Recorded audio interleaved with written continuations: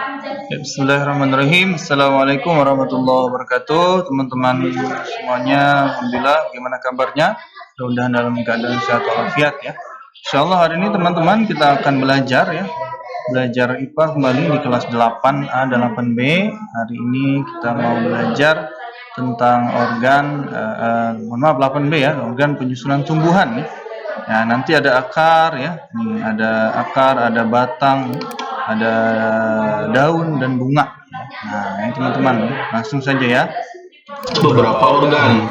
Secara umum, organ penyusun tumbuhan berpembuluh dapat dikelompokkan menjadi organ vegetatif dan organ generatif. Organ vegetatif merupakan organ tumbuhan yang berfungsi untuk mendukung pertumbuhan dan perkembangan tumbuhan, terutama berguna untuk penyerapan, pengolahan, pengangkutan, dan penimbunan zat-zat makanan. Organ vegetatif tumbuhan berpembuluh terdiri atas akar, batang, dan daun. Nah, ini ya, organ vegetatif berpembuluh ya, ada akar, batang, dan daun ya. Nah, kita mau coba nih lihat. Terdiri atas akar, batang, dan daun. Oke. Organ generatif merupakan organ tumbuhan Dalam proses perkembangbiakan secara generatif atau seksual. yang berfungsi dalam proses perkembangbiakan dulu ya. secara generatif atau seksual didahului oleh peristiwa perkawinan. Pada tumbuhan berbiji tertutup angiosperme, organ generatif terdiri atas bunga, buah, dan biji. Nah, sekarang kita ke struktur dan fungsi akar ya teman-teman. Silakan kita perhatikan baik-baik. Akar merupakan organ tumbuhan yang umumnya berada di bawah permukaan tanah. Nah, umumnya di bawah permukaan tanah ya. Ini akar-akar nih ya. Nah, ini seperti ulat ya. Kalau dia bertumbuh nih direkam yang lama ini. Tidak memiliki buku-buku, tumbuh ke pusat bumi atau menuju air, warna keputih-putihan atau kekuning-kuningan, dan memiliki bentuk meruncing. Terdapat dua jenis sistem perakaran pada tumbuhan, yaitu serabut dan tunggang. Ya, ada dua jenis ya, ada akar serabut, ada akar tunggang ya namanya ya. Tumbuhan monokotil seperti padi, jagung, dan rumput memiliki sistem perakaran serabut. Sebaliknya, pada tumbuhan dikotil seperti kacang tanah dan mangga memiliki sistem perakaran tunggang. Akar memiliki fungsi untuk menambatkan tubuh tumbuhan pada tanah atau medium tumbuhnya. Akar salah satu fungsinya adalah untuk biar tanaman itu tidak goyang ya teman-teman. Jadi kalau akarnya itu bisa bagus ke dalam tanah sana ya, maka dia akan kokoh tanaman itu ya. Contoh saja misalnya tanaman yang besar ya, misalnya pohon cemara, pohon kelapa ya, itu akarnya sangat masuk dan sangat kokoh sekali ya. Makanya batangnya, daunnya segala macam ditiup angin juga akan kuat ya, karena dia memiliki akar ya. Nah, itu salah satu fungsi akar.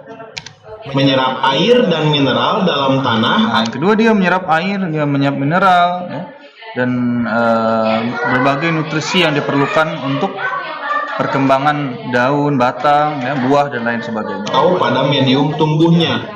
Pada beberapa tumbuhan, akar mengalami modifikasi sehingga dapat memiliki fungsi untuk menyimpan cadangan makanan, misalnya pada singkong dan bengkuang. Nah, ini ya, jadi singkong dan bengkuang dia akarnya agak sedikit beda ya. Serta berfungsi juga untuk menyerap oksigen atau untuk bernapas, misalnya pada tumbuhan bakau. Kalau bakau dia bisa menyerap oksigen ya, kalau akarnya ya. Nah, kita bisa lihat sama-sama. Pada wortel dan lobak, akar tunggang berfungsi menyimpan cadangan makanan yang akan digunakan tumbuhan selama perbungaan dan pembentukan buah. Oleh karena itu, wortel dan lobak akan dipanen sebelum perbungaan. Nah, ini ya. Jadi Masya Allah ya, kalau akar teman-teman seperti kalau ilmu ikhlas ya, akar itu luar biasa, dia nggak terlihat ya. Tapi ketika ada tumbuhan, jadi yang dipuji orang tuh kan daunnya ya, buahnya ya kan, sama manis nih buahnya itu kan, bunganya bagus nih. Tapi akarnya padahal kita tidak tahu akar di dalam itu dia sangat bekerja cukup keras sekali ya. Nah, tapi tidak dipuji akarnya ya. Nah, nggak apa-apa. Yang penting Allah tahu. Nah, ini salah satu pelajaran yang bisa diambil dari akar ya. Selanjutnya batang. Pada Lihat umumnya, batang ya. tumbuhan yang kamu lihat memiliki batang yang berdiri tegak di atas tanah, Batang ya, serta Insya Allah ya, membentuk sudah sering kita cabang, lihat ya. daun, dan bunga. Apa sih fungsi batang ya? Umumnya berbentuk panjang bulat seperti silinder, memiliki panjang bulat ya. atau internodus yang masing-masing dibatasi oleh buku-buku atau nodus.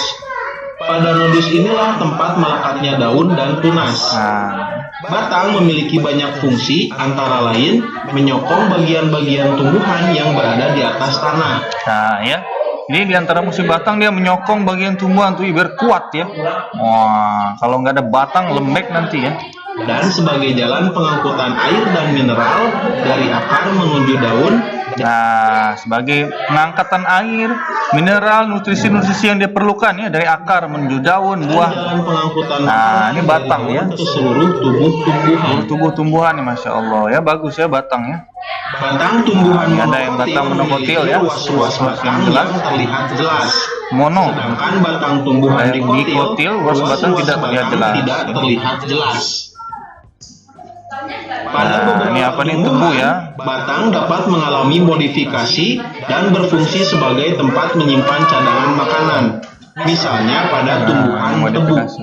Jadi tebu ini dimodifikasi ya. Jadi dapat menyimpan cadangan makanan. Batangnya. Selanjutnya struktur dan fungsi daun. Kita lihat sama-sama. Wah.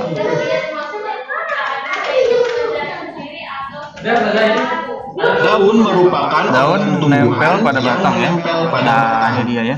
Daun Biasanya sering kita berbentuk lihat tipis juga. lebar Apa sih dan banyak fungsinya ya? mengandung zat warna hijau yang dinamakan klorofil. Nah, Daun banyak memiliki mengandung beberapa hijau. fungsi, antara lain sebagai alat untuk mengambil gas karbon dioksida yang digunakan sebagai bahan baku dalam fotosintesis. Nah, untuk fotosintesis ya, pembuatan makanan daun itu ya. Insya Allah. Mengatur penguapan air atau Mengatur transpirasi penguapan air dan pernapasan dan atau pernapasan respirasi atau tumbuhan. respirasi tumbuhan juga. Fungsi daun. Insya Allah. Setiap tumbuhan memiliki bentuk, Berbagai macam daun ya. dan warna daun Macam yang bentuk berbeda daunnya ya. untuk mencirikan tumbuhan tersebut. Peruratan daun merupakan ciri untuk mengetahui suatu tumbuhan, termasuk monokotil atau dikotil. Daun monokotil memiliki peruratan daun yang sejajar, Nah, daun monokotil urat daunnya sejajar ya. sedangkan tumbuhan dikotil Dikotil urat daunnya menjala. memiliki peruratan daun Kita lihat menjala. contohnya ya. Ini daun.